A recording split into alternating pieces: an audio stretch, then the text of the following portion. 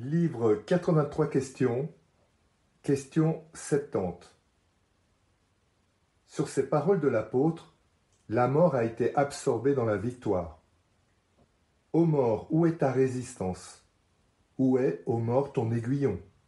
Or l'aiguillon de la mort, c'est le péché, et la force du péché, la loi.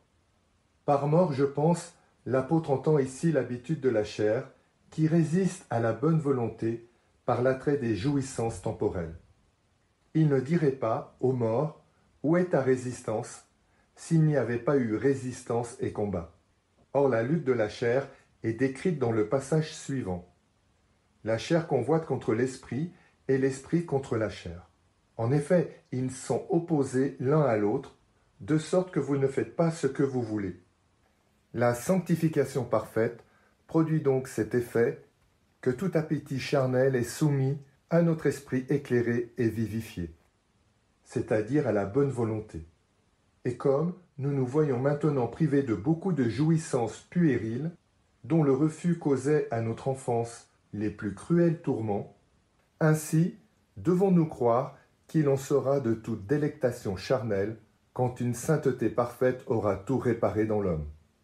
Mais tant qu'il y aura en nous quelque chose qui résiste à la bonne volonté, nous avons besoin du secours de Dieu par l'entremise des âmes pieuses et des bons anges, afin que si notre blessure nous incommode avant d'être guérie, elle ne détruise au moins pas en nous la bonne volonté.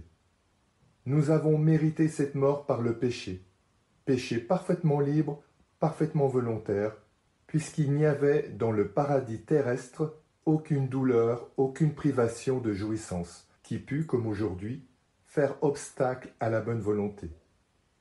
Par exemple, si quelqu'un n'a jamais eu de goût pour la chasse, il reste pleinement libre de chasser ou de ne pas chasser, et on ne lui fait aucune peine en l'en empêchant. Mais s'il a abusé de cette liberté en chassant contre l'ordre d'un maître, le plaisir, s'insinuant peu à peu dans son âme, la blesse au point que, s'il veut s'en abstenir, il ne le peut plus sans douleur et sans peine, ce qui ne lui fût point arrivé si son âme avait conservé sa santé parfaite. Donc, l'aiguillon de la mort, c'est le péché, parce que le péché procure une délectation qui met obstacle à la bonne volonté, et dont la privation cause de la douleur. Or, cette délectation, nous l'appelons mort, et avec raison, parce qu'elle consiste dans un défaut de l'âme devenue plus mauvaise, et la force du péché, c'est la loi, parce que les actions défendues par la loi sont commises avec plus de méchanceté et de perversité que si elles n'étaient pas défendues.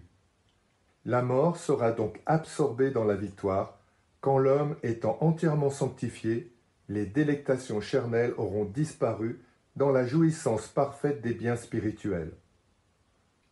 Fin de la question 70.